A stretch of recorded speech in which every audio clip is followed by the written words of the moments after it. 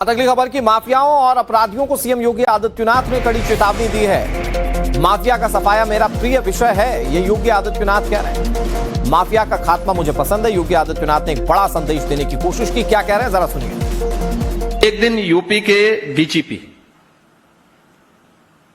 और देखो डीजीपी भी कब लेके आए, जिस दिन रिटायरमेंट के ठीक समय में वो मेरे पास एक फाइल लेके आए।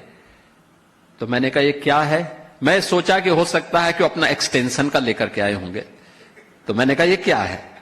तो उन्होंने कहा साहब जो है आप फॉरेंसिक इंस्टीट्यूट की बात कर रहे हैं।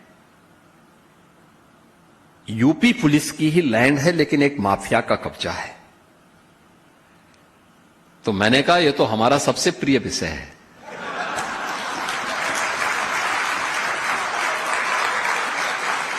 तो वो हंसे, उन्होंने कहा क्या मतलब।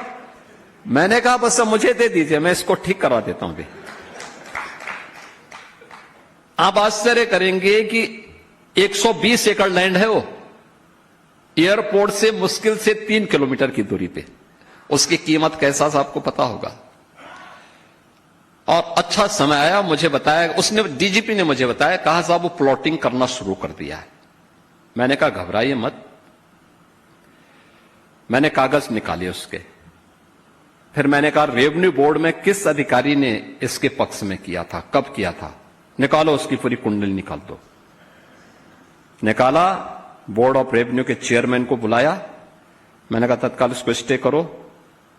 वो हाई कोर्ट गया, मैंने इधर एफआईआर लॉन्च करवाई और फिर वहां पे अगले दिन हमारा बुलडोजर पहुंच गया था।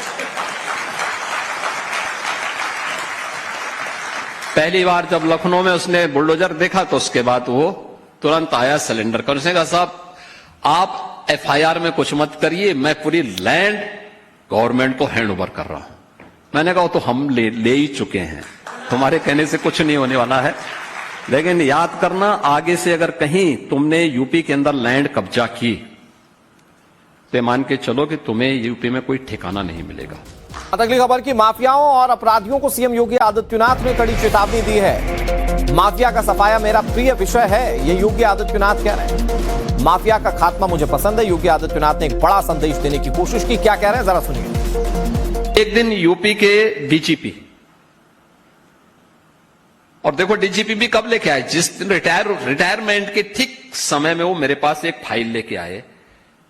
तो मैंने कहा ये क्या है। मैं सोचा कि हो सकता है कि अपना एक्सटेंशन का लेकर के आए होंगे। तो मैंने कहा ये क्या है। तो उन्होंने कहा साहब जो है आप फॉरेंसिक इंस्टीट्यूट की बात कर रहे हैं। यूपी पुलिस की ही लैंड है लेकिन एक माफिया का कब्जा है। तो मैंने कहा ये तो हमारा सबसे प्रिय विषय है।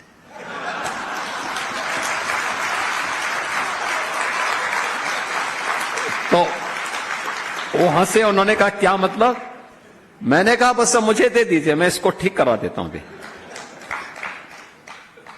आप आश्चर्य करेंगे कि 120 एकड़ लैंड है वो, एयरपोर्ट से मुश्किल से 3 किलोमीटर की दूरी पे। उसकी कीमत कैसा सा आपको पता होगा। और अच्छा समय आया, मुझे बताया, उसने डीजीपी ने मुझे बताया, कहा साहब वो प्लॉटिंग करना शुरू कर दिया है। मैंने कहा घबराइए मत। मैंने कागज निकाले उसके।